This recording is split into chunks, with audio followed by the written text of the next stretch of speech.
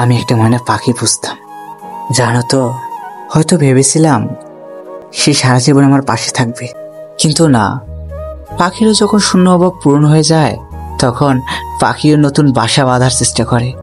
আচ্ছা, এটা কথা বলবে, ওই নিখুঁত ভালোবাসার মাঝে কোথায় ভুল ছিল গো আমার?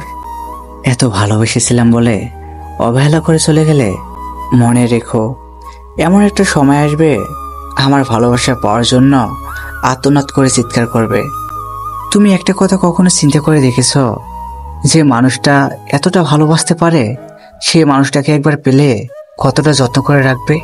বিশ্বাস করবে কিনা জানি না, তবে এতটুকু বলতে পারি, আমি তোমার নিখুঁত অভিনয়ে হেরে গেছি।